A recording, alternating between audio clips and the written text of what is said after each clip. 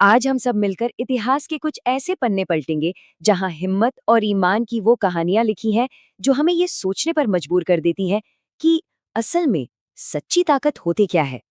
तो चलिए इस सफर की शुरुआत एक सीधे से सवाल से करते हैं। सच्ची ताकत दिखती कैसी है? क्या वो हुकूमत हासिल करने में है, या अमन के लिए हुकूमत छोड़ देने में, या फिर चाहे कुछ भी हो जाए सच्चाई के लिए खड़े रहने में? आज की ये कहानियां हमें इन सवालों के जवाब ढूंढने में मदद करेंगी। तो देखिए, हमारा ये सफर शुरू होगा पहले इंसान यानी हजरत आदम से। फिर हम मिलेंगे पैगंबर के दो बहुत ही प्यारे नवासों हसन और हुसैन से। हम देखेंगे कि कैसे एक ने अमन का रास्ता चुना और दूसरे ने सच्चाई का। और हाँ, सबसे आखिर में हम ये समझेंगे कि उनकी ये कहानियां आज हमारी जिंदगी के लिए क्या मायने रखती है। तो चलिए, इस विरासत की जड़ों को समझने के लिए हमें इंसानियत की कहानी की बिल्कुल शुरुआत में जाना होगा। तो कहानी शुरू होती है हजरत आदम से, जो सिर्फ पहले इंसान ही नहीं थे बल्कि पहले पैगंबर भी थे।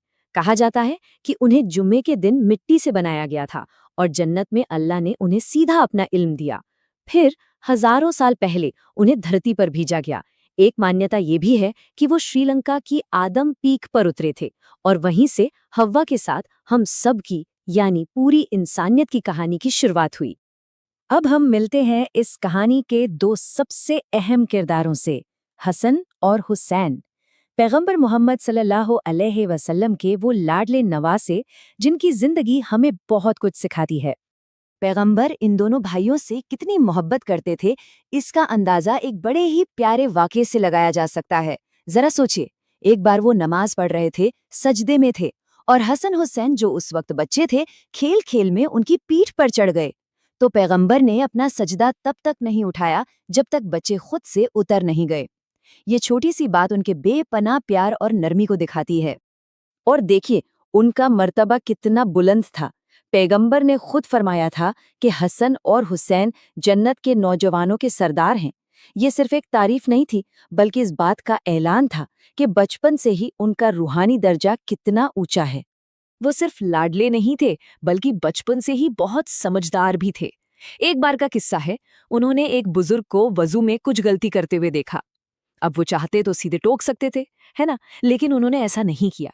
उन्होंने उस बुजुर्ग को शर्मिंदा करने के बजाय खुद उनके सामने सही तरीके से वजू किया और फिर बड़ी मासूमियत से पूछा, हम में से किसका तरीका बेहतर है? वो बुजुर्ग फौरन अपनी गलती समझ गए और उन्होंने इन बच्चों को ढेर सारी दुआएं दी। अच्छा, अब हम बड़े भाई हसन की जिंदगी को देखते हैं और ये समझते हैं कि जब उनके सामने ताकत और अमन में से किसी एक को चुनने का मुश्किल मौका आया, तो उन्होंने क्या फैसला लिया। अपने वालिद हजरत अली की शहादत के बाद हसन खलीफा बने, लेकिन उन्हें ये महसूस हुआ कि उनकी हुकूमत की वजह से शायद मुसलमानों के बीच लड़ाई हो सकती है, खून खराबा हो सकता है। और तब उन्होंने एक बहुत ही मुश्किल फैसला लिया। उन्होंने अपनी ताकत, अपना पद, सब कुछ छोड़ दिया और एक शांति संधि कर ली। जानते हैं क्यों? क्योंकि उनके लिए किसी भी पद से ज्यादा कीमती लोगों की जानें और उम्मत की एकता थी। तो जहां हसन ने अमन के लिए अपनी ताकत को छोड़ा, वहीं उनके छोटे भाई हुसैन के सामने एक बिल्कुल अलग इम्तिहान आया। उनकी कहानी हमें सिखाती है कि जब नाइंसाफी हद से गुजर जाए तो सच्चाई के लिए खड़ा होना कितना जरूरी होता है। उस वक्त टकराव की वजह बिल्कुल साफ थी।